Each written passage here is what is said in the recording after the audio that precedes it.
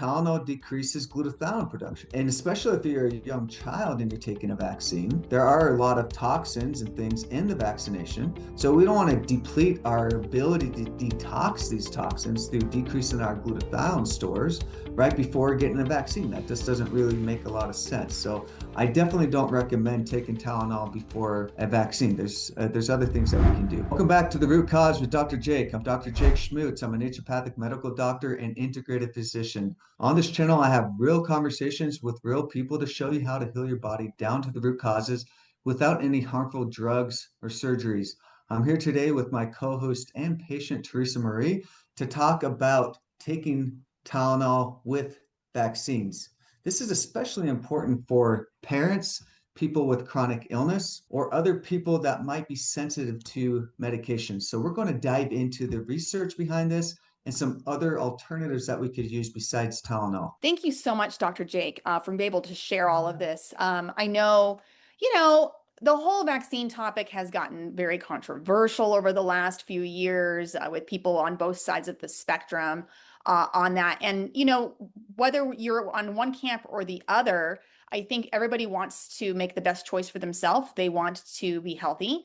With vaccines, there's often side effects that do happen with it. There's pain, there's fevers that can happen and so forth. And, traditionally we have just taken Tylenol, I think before when we get one to deal with the symptoms, but now there's seems to be this talk about Tylenol and some of the potential impact that Tylenol can make on our immune system. So be able to talk with you, Dr. Jake, to be able to see what does the science actually say? And how can we move forward with that so that we can make the best decision for ourselves when we are in a situation where we choose to get a vaccine? So let's talk first about why this matters. Why should people care about whether or not they should be taking Tylenol before or after a vaccine, whether they have it for their children or as adults and they're getting booster shots and things like that for various immunizations? So it should matter if you want to take Tylenol before or after vaccination because you want to make sure that it actually isn't interfering with what's vaccinating is supposed to do, right? People take Tylenol because of the fever, inflammation, and pain that comes along with it. So some people take it right before the vaccine because they know this is going to happen. But what is the research saying behind this? They're seeing that Tylenol actually has this immune blunting effect. That means it's actually decreasing the immune response. So that's the reason why we take a vaccine, right? We want immune response. So our body actually makes antibodies to go after whatever you're getting a vaccine for, diphtheria, tetanus, pertussis, etc. We want antibodies to be produced. So if you get exposed to this illness down the road, you have antibodies already surveying and be able to take care of this infection very quickly. But if you take Tylenol beforehand, you're going to decrease that effect, the immune response, and we're seeing that antibody levels go down.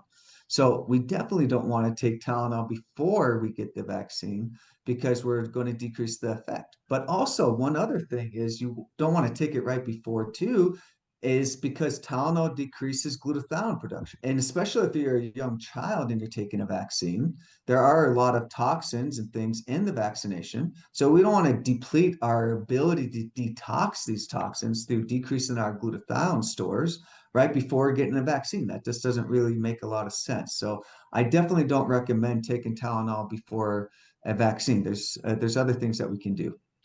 This is so important. I know that with my first son, I had him on he was hitting every one of the milestones. Anytime there was a wellness check, I brought him in. He was up to date, all the way through kindergarten.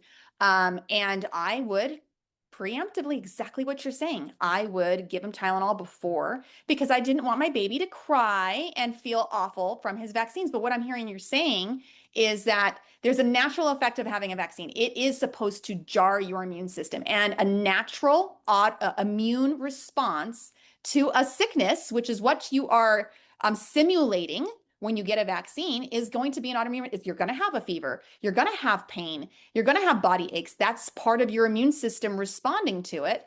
And so here we are, we're trying to minimize that, but that means we're actually having to get the immune system to not respond as well. So is it actually going to accept the vaccine and the benefits of the vaccine if it doesn't actually create that immune response? And then, of course, there's toxins in vaccines. That's just the way it is. I mean, the research, shows if you look at any of the ingredients, there's things like aluminum and all sorts of other stuff in it. And hey, a normal healthy body perfectly able to, be able to clear all of that out. But then if you're taking something that prevents your body from being able to detoxify, now the negative ingredients, that are in some of these vaccines are now going to impact you. So sounds to me then definitely big fat no, do not take Tylenol before you get a vaccine in order to possibly try to prevent feeling miserable. Okay. And that seems to be for both children and adults. Yes, Dr. Jake? Yeah, children and adults, I would not recommend taking Tylenol, but especially in children because of the more toxic burden. But yeah, kids Well, and and I think it makes sense because children, they're also at a very developmentally sensitive stage in their development. And so when you start interfering with detoxification pathways and so forth early on, that could, you don't want to mess up, you don't want to cause any risk to anything that's developing, right? Adults, we've already been developed. You might have some negative impact, but when you're still in the developmental mode, I think we're more fragile, right? Okay, what about after? Okay, so I go and get my vaccine, or I have my child get their vaccine. I come home, everything's okay. Oh, now baby's getting fussy. Oh, there's a fever, or I'm not feeling good because I got one. What does the research show? Let's start with children first, and then adults when it comes to Tylenol after getting a vaccine. so yeah, what we're seeing with taking Tylenol after vaccine is we're not seeing as much, at least if you're taking Tylenol when you're actually symptomatic. So if you're taking Tylenol before and after and you're not having any symptoms, you're gonna have, I still don't recommend that. But taking Tylenol if you're symptomatic, meaning you have a really high fever, you're in a lot of pain, your child or yourself, taking a little bit of Tylenol doesn't seem to affect anything according to the research. But me thinking about it is you take it before you have any symptoms afterwards, it's going to cost the same thing as before. But what they're seeing is, okay, someone's symptomatic, having symptoms, are already having that big immune response, right? They're having the fever, they're having the pain. That's that immune system actually being stimulated. And now you're taking the Tylenol response to that. And we're seeing that that's likely safe. In my opinion, I would probably use other alternatives than that. We talked about some of the reasons why we don't want to decrease glutathione because there are possible toxins in there, like aluminum, maybe possibly mercury, or all kinds of things they just add in there for stabilizers. So yeah, so there's a lot of other things that you could take, but if absolutely needed, and that's what really works for you, I think right after at low doses, Tylenol is probably not going to be an issue. Well, and that makes sense to me. I have always been taught, my mom kind of leaned a little bit more naturopathic in the way that I grew up. And I was always told, no, fevers are good. It's when you get a fever that's so high that you're maybe risking having like I think there's a term for it. It's like a type of seizure, where you can start getting concerned. But I mean, I was told, yeah, you got a fever, you're 99 degrees, you got 100, 101, just go to sleep, drink lots of water, you'll feel better later on, that kind of a thing. And so even to this day, unless the fever is scary high, I don't give my children Tylenol to downgrade the fever because I don't want to negatively impact their body from doing what it's supposed to do. The fever is a sign that their immune system is responding appropriately to the sickness that they have. And if I lower that and if I interfere with that, I'm interfering with their body's proper response. And my also concern, Dr. Jake, clarify this for me. This is something I've noticed. It's just anecdotal. I don't know if there's any research to support it, but I have noticed when I take Tylenol while sick, yes, I might not have the pain, but I feel like my cold or whatever I'm going through lasts longer. I feel, and my children too, I feel like when I just muscle through it, I actually get through the cold faster. Is there any reason to believe that there's like a biological or physiological reason why I'm experiencing that? Yeah, for sure. Because what you're doing is you're blocking that fever response. So when your body is at a higher temperature, you're actually decreasing the growth of these organisms. They're not able to grow in that type of higher temperature. You're also improving how your immune system's able to fight and attack the foreign invader. So a fever is very important. I know we as children, we get concerned that a child is being harmed or whatever. They're uncomfortable and we want to make them happy. But yeah, taking something that suppresses the fever like Tylenol, yeah, you're going to make them actually be more unhappy longer. They might have a bad night that night, but you're going to make it go on longer in majority of cases because we don't want to suppress that fever, just like Teresa was talking about. It's very important. It's a very basic naturopathic thing, and naturopathic doctors have been talking about this since the early 1700s that you don't want to suppress the fever. And now we're seeing in modern research that you don't want to suppress the fever. And that is actually being recommended in mainstream pediatrics now, is that you want to let the fever run its course. You only want to take something if the fever goes above 103 or 104. Yeah. And that's extremely rare, even though little kiddos like to get a 102 pretty quick. But it's more like 104. That's when you get a little concerned. Then you could take something to suppress it. But there's other things that we could do besides Tylenol to do that that doesn't suppress it as much. So Okay. they can still have that response. So let's definitely discuss that. But I first want to jump to, okay, what about adults? And then let's talk about what are some things that we can do if you've got a fever or you're in a lot of pain from the effects of that vaccine, which you've kind of already alluded to before. But if there's anything specific to post-vaccine that you can give us, some insight on, that would be great. So adults, can adults safely take Tylenol after a vaccine and it be okay? Yeah, so adults could safely take Tylenol after vaccination. I would say you're safer if you actually do it if you're symptomatic. I wouldn't just do it, okay, after my vaccine, I don't want to have these symptoms like the things we talked about. We want to have that fever response. If your fever's getting really high and you're really uncomfortable, taking a 1 or 2 doses of Tylenol is probably okay. The research has shown that that's fine. It's not going to be a huge issue. But we're talking about some other alternatives you could do if you're interested in that too. Yes, let's definitely discuss some possibilities here. We've gone over, the broader implications for Tylenol during for vaccines. In light of what we're already seeing with the vaccines in general, what does this imply then about just in general chronic usage of Tylenol? Just people who they use it all the time in general. Maybe they're not having a vaccine. Maybe they're not necessarily sick, but they've got headaches or they have backaches and so forth. What does this seem to suggest for just general Tylenol use? The general recommendation now, back in the day, I don't know, probably 10, 20 years ago, they were like, yeah, you could take Tylenol all the time. That was not really understanding the effects that Tylenol can have. And so we talk about how it depletes glutathione. So if you're taking glutathione every day or a couple times a day for pain, headaches, whatever, right? You're going to be deprived of glutathione all the time. So then you're going to be more prone to getting chronic illness. It's not like you're going to notice it immediately when you first start taking Tylenol, right? It's a gradual process of getting some type of chronic illness, autoimmune condition, fibromyalgia, chronic headaches, hormonal disturbances, whatever can happen because of that chronic glutathione suppression. And also, if you're taking it all the time, you're going to affect your immune system and how it works effectively in its inflammatory pathways. So the general recommendation definitely isn't to take Tylenol all the time. If you periodically take it, it's not going to be an issue, especially in adults. They're larger, they have higher glutathione stores, etc. But especially don't take Tylenol if you're someone that is already chronically ill. If he's a chronically ill person, already is deprived of glutathione. They're going through a lot of stressors in their body, and the glutathione goes and tries to take care of those oxidative stresses and inflammatory responses. But if you're a very healthy person, you have a high fever, taking a little dose of Tylenol is never going to be a problem. The problem is when you're taking habitually and taking it all the time. Thank you so much for that, Dr. Jake. And then going back to the vaccination topic with the use of Tylenol, who would you say, we already know, like you've been very clear, like before is a no-no for adults and children. For post or afterward, if needed, right? If needed.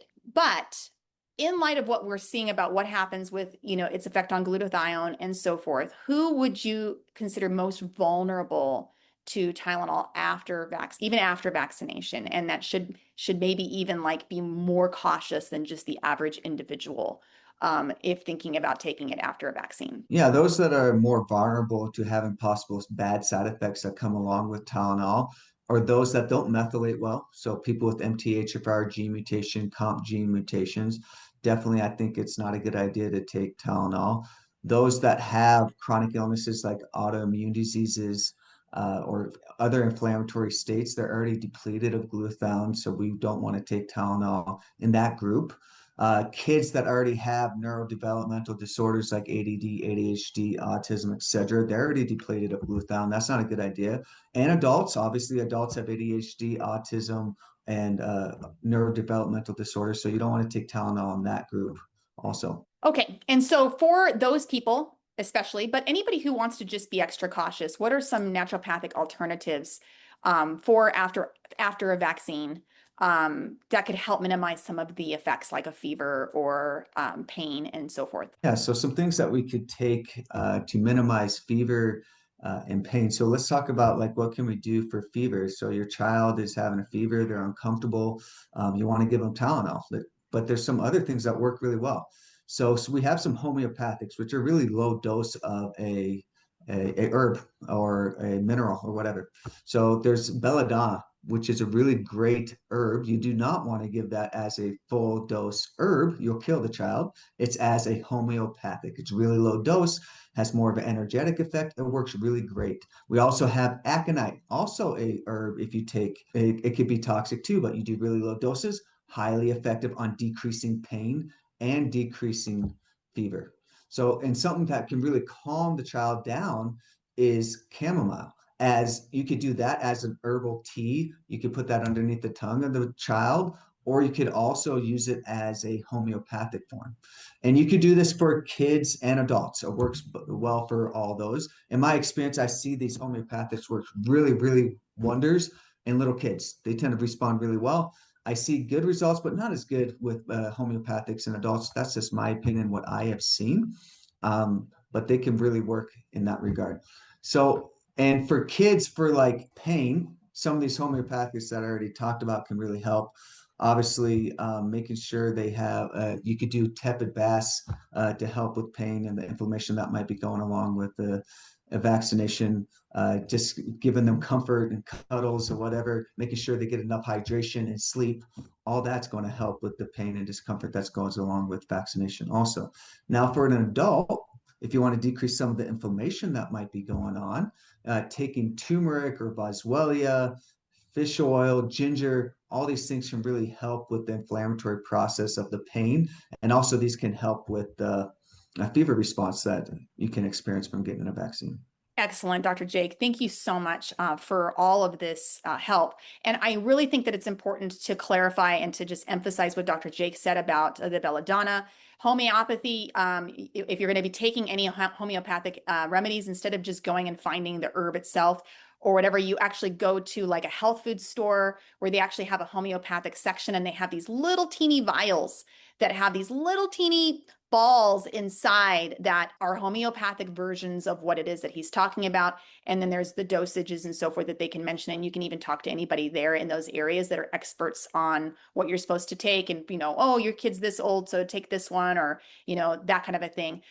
So to definitely be careful when it comes to homeopathy that you're doing that the right way. So Dr. Jake, your final answer then on taking Tylenol with a vaccine, what are your final conclusion based off of the studies? Yeah, so based on the research, you do not want to take Tylenol before the vaccination because it's going to make you not have the response you want from a vaccine. It makes it pointless to do the vaccine. And after vaccination, take it only if absolutely needed and take it in moderation and not for long periods of time. Wonderful. Thank you so much, Dr. Jake. And for those of you who would like to possibly meet up with Dr. Jake and talk with him about any ailments that you're struggling with, maybe some autoimmune issues. He talked about MUFR mutations today and other situations that can make people a little bit more vulnerable to Tylenol and things like that. If you want to work with him on helping your body to be able to detoxify better, all of those things, you can get a hold of him by calling him at 801-938-7965 and scheduling an appointment. There's also a link that we're going to put down in the description box if you're watching this on YouTube, and that is drjakewellness.com/schedule, where you can schedule a free 15-minute call to chit chat with him a little bit and see if it's something that's even worth pursuing and being able to book a longer appointment with him. Dr. Jake? Yes, if you want to learn more about Tylenol and how to take it appropriately or other alternative therapeutics and you're watching YouTube, click my videos to the right. I'm Dr. Jake, and I'll see you there.